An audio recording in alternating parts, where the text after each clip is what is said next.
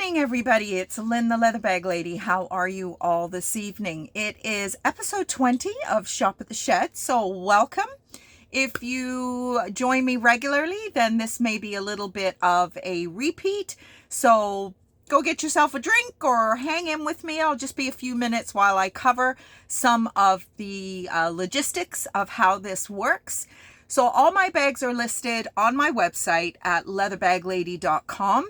What you will find when you get to my website is a series of collections. So the bags that I'm showing you tonight are in the latest Facebook and YouTube collection. Then what happens is whatever does not sell tonight will stay in that latest YouTube and Facebook bags collection until next Wednesday. Whatever is left from this show will get put into its respective collections, and there will be 5 new items for you to look at next Wednesday. And the same thing happens Friday, and when I start doing the Sunday shows, that will be the same. So all bags are gently used. They are pre-loved. They are not brand new, so you will experience some blemishes, some marks, some scratches, some wear of some sort, unless the bag is new without tags, which occasionally I do come across those.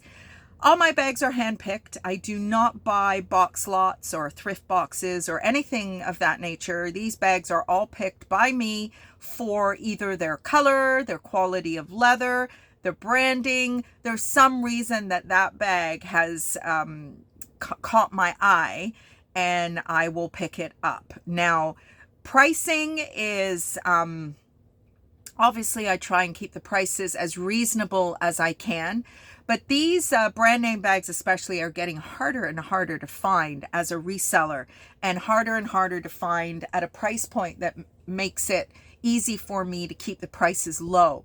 Now, most of these bags that I am showing you, I have had for a long time. So that is why I can still, be quite reasonable with my prices. However, they are getting really difficult to find at a price point that allows me to keep them. I try not to go too far off $55, $60. So anything really special, obviously it will be priced up a little bit. But for the most part, they're between $50 and $60, and that's where I like to keep them, unless they are a pound bag. We'll cover that when we get to it. And obviously, if it's a small item, then it will be a lesser expense. Shipping is not included. There is a flat rate for shipping. And if you spend $100 or more, I will cover the shipping for you. So there is a little bit of a break if you're spending a little bit more money. No refunds, no exchanges, no returns. But if there is a problem, please let me know. I don't want my customers to be unhappy in any way. So if something has happened during the shipping process or something of that nature, please let me know. And hopefully between the two of us, we can work something out. So let's get to the bags. All bags, as I've said already, are available on my website, leatherbagLady.com. They are there now. It's up to you whether you want to go and jump there right away before. I don't really want to get into that kind of, where it's a mad dash, but it is what it is. I've had a few people, message me and say, it's not there. I'm like, it's not there because it's sold already. So anyway, I've got some beautiful bags for you tonight. Some gorgeous colors, as you can see over my shoulder. So let's get started. So this is our first bag. This is an absolutely gorgeous kind of pink, red, little tinge of orange, Isaac Mizrahi. So Isaac Mizrahi, I think he was on Project Runway, I do believe, for as a guest designer or something of that nature. This is a signature bag by him. It is a little bit of a hobo shape. There is a gorgeous tassel. I love tassels. There is a hang tag. Little bit of weight to this guy. You are more than welcome to take it off if you want. It doesn't bother me, but it does add a bit of weight. There is a slight, there's some slight room to shorten the strap if you want it shortened. There are end pockets, a little bit more branding.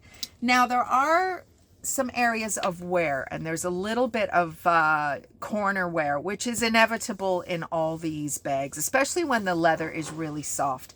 And this leather is beautiful. I will oftentimes try to repaint, but this type of color is almost impossible to match perfectly. And this bag is too beautiful for me to make any mistakes with color matching. Love the gusset. It's a nice big thick gusset, so it will sit up nicely. Now, there is a little bit of rippling in the zipper. Not sure what that's all about. All that means is when it's empty, the zipper can be a little tricky. When it's got items in it, not at all. But when it is empty, I don't know why it is tricky, but it is. But chances are, if you're buying the bag, it's not going to be empty. So anyway, I will tell you everything, whether it makes sense or not. The last thing I want you to do is to get a bag home and go, oh, she didn't tell me that. Now, obviously, there's going to be things from time to time that I miss, but I handle these bags enough times, picking them, cleaning them, researching them, stuffing them, photographing them. I put my hands on all of these bags multiple times, and you can just see there's a little bit of waviness on the zipper. I don't know why that happens, but anyway, doesn't deter me at all. You've got your branding, Isaac Mizrahi. You've got a leather outline zipper pocket. You've got some more branding and some leather edged slip pockets. The interior is all monogrammed fabric. This is all stuff that costs money. And to me, if a brand is going to go to that extent, it just tells me it's a quality item. So the leather is so beautiful and soft. The thing that gets me is I love tassels. I have plans to come out with my own line of tassels one fine day. And the hang tag. I love the embellishments. I just do. I'm not really a bling girl, but for some reason, I really like these. So this bag is gorgeous. The color is what got me with this bag. So our next bag is a bit of a workhorse brand for me, and this is Derek Alexander. So if you're new to my Shop at the Shed episodes, Derek Alexander is a Canadian brand. It has been around for over 30 years. The quality is amazing. The leather is so gorgeous and soft. This bag is a little different from his usual. He is known mostly for his multitude of compartments. This bag is a little different. It's a little bigger than normal. There is an outside pocket. There is some room for adjustment on the strap. It is a two-tone tan and black leather, which he does a lot. Zipper across the top. So this particular one has the plaid interior, which seems to be a little bit more of his casual bags versus the black monogrammed. I mean, this is still monogrammed, but I love this plaid. I think it's really fun. There's your branding, zipper compartment. You've got a little key, little bit of color loss on the leather there. There is a pen holder. Don't put pens in your bags, ladies, please. They just explode, and then it's a big mess for everybody. So this one doesn't have a lot of compartments in it, which is unusual for him. Nice gusset on it. Like I said, a little bit larger than he is known for. The strap will allow crossbody. Might be a little higher sitting depending on your size. And it's just it's a workhorse brand. The quality is amazing. You are going to get a lot of years out of these bags. Now, before I go, I had a little bit of history on Isaac Mizrahi, which I forgot to share with you. So he was based in New York, whether or not he still is, not sure. He's a singer as well. He was on Broadway. Who knew? And I do think, as I said, he was a guest judge on Project Runway as well, I think. Quite a flamboyant character. His first collection was in 1987 as a trunk show at Bergdorf's. And Chanel bought a stake in his company in 1992. So that is how much of a rising star he was when he first started his handbag clothing career. Not sure that they're still in on it at the moment. I think I don't know. I recognize his name. I do believe I've seen him on Project Runway, but I don't know that he is, he's not a Lux brand or anything, but the branding is very, very, very substantial. So that is our first two bags. Now, this bag. If you are a bag lover, then you probably already know what brand this is. This is our pound bag this evening, believe it or not. So, the purse pound is very much like the dog pound. These bags are showing a little bit more wear than I would normally host in my, in-person shows or anything that I do with my bags, but there's still a lot of love to give them. There's still a lot of wear left in them. There's just a little bit more, damage, or I don't even really call it damage. And let's kind of highlight that with this bag. So it is a tri-colored bag. You've got your black, your kind of off-white, and then your taupe beige. Beautiful gusset on it. There is your Marc Jacobs plaque. There is some tarnish on the exterior of that plaque, and there are some little blemishes. I can't even really find them, but there are a couple of little spots on the leather that you can see. I am extremely picky. I do not want you to get your bag home and go, ooh, don't want it ever to happen. So I will tell you every day, all day, the pickiest of things that are wrong with these bags. So there is some darkening under the strap, and that is just the touch point. There is some tarnish. There is a little bit of wear in these spots. I mean, this is just regular stuff that happens with these bags. A little bit of edge coat. I hate edge coat. It is the devil. Your crossbody strap is all branded. There is a little bit of room for movement if you so choose.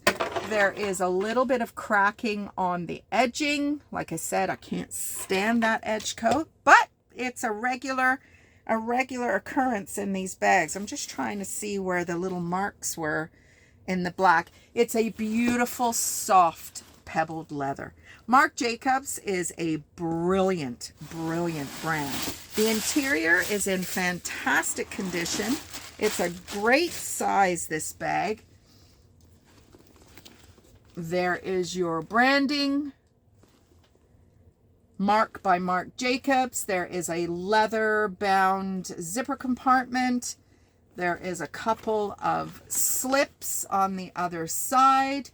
So that is what the pound bag is all about. It is a beautiful bag that still has a lot of wear left in it, but it's just got a little bit of damage that I think needs to be, obviously needs to be noted, because, you're still buying a bag. So that is our pound bag for today. So our small today is a belt. So a little bit of explanation is needed for this little belt. Now, first of all, it's really unique. You've got kind of a baby blue with a tan. So this, it's been scribed. I think that's what it's called, where they've just taken the edge off the leather and it's left this raw. I would take this over that darn edging any day. So this belt is by Danier. This is probably back in the day when denier was worth having. My opinion, I wouldn't take a denier bag or a belt now if you gave it to me for free. The quality is just not there since they went out of business in 2016. So this belt is presenting as a medium. Now, it might well be to the end of this last hole, but look at all this that you've got left. So a couple of things. From the buckle pin to here is 39 inches. To the end here is 50. If you want to put your own holes in, you can. If you want me to do it, take a measurement. As long as it's between 39 and 50, I will measure it and put a hole in for you. The only thing is I don't have these grommets. Otherwise, I would have put a multitude of holes in already. But I don't want to do that in case, you know, that's not what you want. If you're wearing this belt with jeans, you would just loop it through the belt loops of your jeans. Some of you like to wear the belt hanging down. This belt is definitely soft enough that you would be able to do that. So you've got a little bit of, you've got some options, but this kind of Tiffany blue, I just love it. Now that is a trademark comment, so hopefully I don't get in trouble for that. But I mean, there's no better way to kind of tell you what kind of blue it is. I have an Etsy shop and I used, I had a bag that was this color and I called it Tiffany blue and I got in trouble for copyright. So you do have to be careful of that stuff. And our last bag today is a beautiful bag by an Argentinian brand called Prune. Now I've got 2 other bags by this company and they're beautiful. Now, what did, Marc Jacobs, sorry, I forgot, I keep forgetting that I have some history here for you. Marc Jacobs' first store was opened in New York City in 1997. His brand was founded in 1984. He graduated from design school and started in 1992 with a grunge collection, believe it or not. Yes, grunge. So a little bit of history on Marc Jacobs. So before I confuse you completely, we'll get back to the Prune bag, which has been around, this brand has been around since 1999, and all the bags are handcrafted in Argentina. So this bag is a kind of double strap shoulder bag, top handle bag. It has like a patent, it's not patent leather, but there is like a patent sheen on it, which makes it very durable and very easy to wipe off. And I think I've mentioned that before, you know, when it's raining or God forbid something splashes on your bag, then it makes it really easy to wipe off. I would almost rather have this finish than the really heavy acrylic finish that they put on the pebbled leather these days. It just makes it feel so plasticky. So I have called this bag almost like a buckskin color. I used to ride buckskin standardbred horse back in the day, and this reminds me of Smokey big time. So I have added this tassel. It is a beautiful suede tassel. If you don't want it on there, let me know. I'll take it off. But I mean, I love this braided accent. I am a tassel freak. So this, I will send this with the bag. And if you don't want it, let me know. I just like the design of the bag. It is a larger bag. It's got a nice gusset. Now this has, it just needs some weight in it. This is the main area, and then this bit has kind of folded over a little bit just because it doesn't have anything in it other than my stuffing. So I like the way it opens up all the way around. Like I said, it takes a lot of stuffing. So inside, it is all monogrammed. There is a tiny little foam pouch. So this could be a vintage bag, I'm not sure. There is a zipper compartment, and that is it for compartments, but it is beautiful. And as I've said already, this kind of detail just adds cost to the making of this bag. Even this leather lining in here, it just screams quality. And I really, really like this brand. To me, branding is not the be all and end all. I'm finding, because I do deal with vintage bags also on Etsy, I have a Etsy shop. Leather Bag Lady 1 is my Etsy shop name. And, you know, you're dealing with bags that were made back in a time when quality was their pride. Now it seems to be, let's give you a bag for a few years and then you got to replace it. My opinion, in my experience, and I feel qualified to say that because I'm not only dealing with 40, 50-year-old bags in my Etsy world, but I'm also dealing with these bags that don't qualify for Etsy. Etsy has, the bags have to be 20 years or older. So I am looking at the same brands in a lot of instances: Coach, Roots, Fossil, Danier, what else? There was one other one. Can't remember what it is right now. But I am seeing the difference between, 20, 30, 40 years ago versus what they're putting out now. And I'm sorry, but the quality there, it's just not there today. And the prices are just crazy, which is why shopping at the shed is such a great idea. So I will leave that with you. If you see anything you like, as I've said already, pop on over to leatherbag-lady.com. You will see all kinds of loveliness over there. And I will see you again on Friday. Bye, everybody.